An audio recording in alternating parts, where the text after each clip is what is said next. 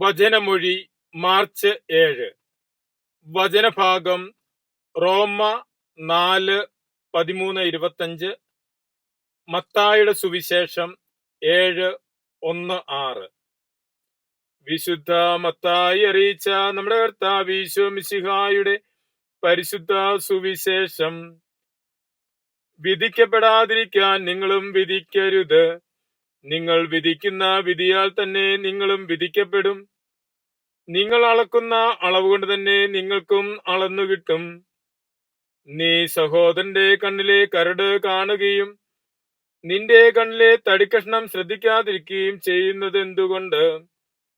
അഥവാ നിന്റെ കണ്ണിൽ തടിക്കഷ്ണം ഇരിക്കെ സഹോദരനോട് ഞാൻ നിന്റെ കണ്ണിൽ നിന്ന് കരടെടുത്തു കളയട്ടെ എന്ന് എങ്ങനെ ചോദിക്കും?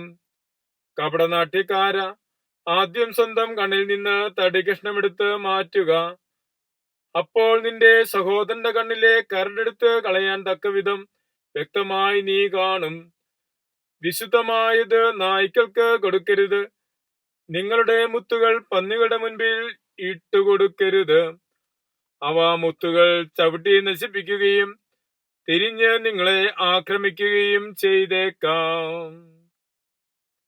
ഈശോ മത്തായിയുടെ സുവിശേഷം 25-ാം അധ്യായത്തിൽ പറഞ്ഞിട്ടുണ്ട്, ഈ ചെറിയവരിൽ ഒരുവന് ചെയ്യുമ്പോൾ എനിക്ക് തന്നെയാണ് ചെയ്യുന്നത്. നിങ്ങൾ അളക്കുന്ന അളവ് കൊണ്ട് തന്നെ നിങ്ങൾക്കും അളന്നു കിട്ടും. ഈശോ ഇന്ന് നമ്മോട് പറഞ്ഞു തരുന്നത്, നാം മറ്റുള്ളവരോട് എപ്രകാരം പ്രവർത്തിക്കുന്നോ അതനുസരിച്ചായിരിക്കും ദൈവം നമ്മോട് പ്രവർത്തിക്കുന്നതും. മറ്റുള്ളവരോട് കരുണയോടുകൂടി നാം പ്രവർത്തിച്ചാൽ കർത്താവ് നമ്മോടും കരുണയോടുകൂടി പ്രവർത്തിക്കും. മറ്റുള്ളവരോട് ക്ഷമിച്ചാൽ കർത്താവ് നമ്മോടും ക്ഷമിക്കും. അതുകൊണ്ട് ഈശോ പറഞ്ഞത്, മറ്റുള്ളവർ നിങ്ങളോട് എന്ത് ചെയ്യണമെന്ന് നിങ്ങൾ ആഗ്രഹിക്കുന്നോ അത് നിങ്ങൾ അവരോട് ചെയ്യുവിൻ. മറ്റുള്ളവർ നമുക്ക് നന്മ ചെയ്യണമെന്ന് നമ്മൾ ആഗ്രഹിക്കുന്നു. അതുപോലെ മറ്റുള്ളവർക്ക് നന്മ ചെയ്യാൻ നമുക്ക് സാധിക്കണം. മറ്റുള്ളവരുടെ കുറ്റങ്ങളും കുറവുകളും കണ്ടുപിടിക്കുന്നതിന് മുൻപ് ആത്മശോധന ചെയ്യാനും സ്വയം വിശുദ്ധീകരിക്കുവാനുമാണ് ഈശോ പറയുന്നത്. സഹോദരങ്ങളുടെ തെറ്റുകളും കുറ്റങ്ങളും കണ്ടുപിടിക്കുന്നതിനേക്കാൾ അധികമായി സ്വന്തം കുറവുകൾ ആത്മശോധന ചെയ്ത് കണ്ടെത്തുവാൻ ശ്രമിക്കണമെന്നാണ് ഈശോ പറയുന്നത്. ആദ്യം നമ്മെ തന്നെ വിശുദ്ധീകരിക്കുക. നമ്മുടെ വിശുദ്ധമായ ജീവിതത്തിൽ നിന്ന് മറ്റുള്ളവരെ വിശുദ്ധീകരിക്കുവാനുള്ള ചൈതന്യം പകർന്നു കൊടുക്കുക. അതായിരിക്കണം ഒരു ക്രൈസ്തവ ശിഷ്യനുണ്ടായിരിക്കേണ്ട മനോഭാവം.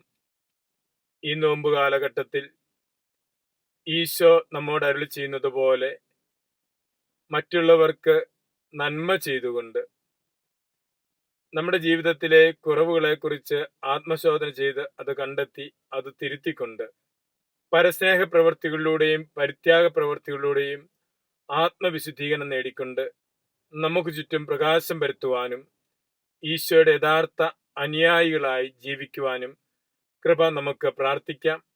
മിശിഹ നമ്മെ അനുഗ്രഹിക്കട്ടെ. ആമേൻ.